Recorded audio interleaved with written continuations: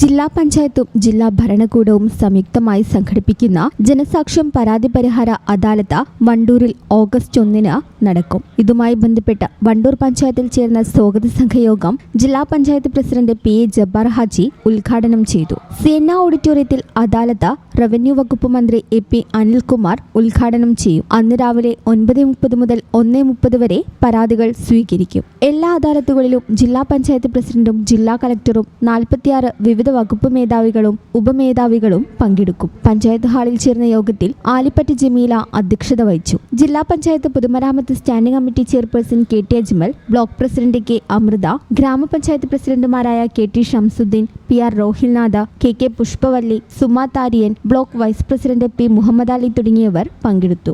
5 വർഷത്തെ ജനപ്രതിനിധികളായി തെരഞ്ഞെടുക്കപ്പെടുമ്പോൾ ഓരോരുത്തർക്കും ഏൽപ്പിക്കപ്പെട്ട ദൗത്യം ഓരോ പ്രദേശം, വാർഡ്, ഡിവിഷന്, അതുപോലെ തന്നെ ബ്ലോക്ക്, ഞങ്ങളുടെ ജില്ലാ പഞ്ചായത്ത് ഒക്കെ ഉണ്ട്. അതൊക്കെ അതിൻ്റെതായ ഘടനയാണ്.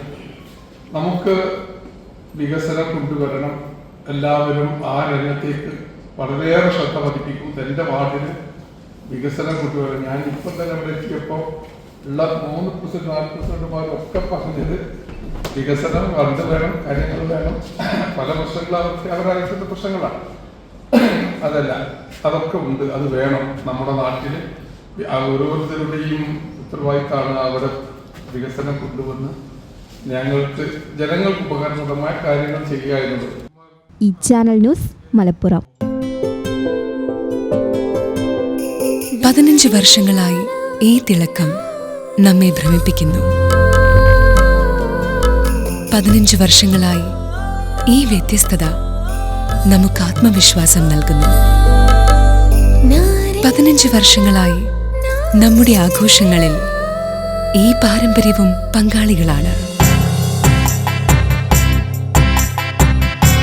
ഒരു ദേശത്തിന്റെ ആഭരണ സംസ്കാരം രൂപപ്പെടുത്തിയവർ.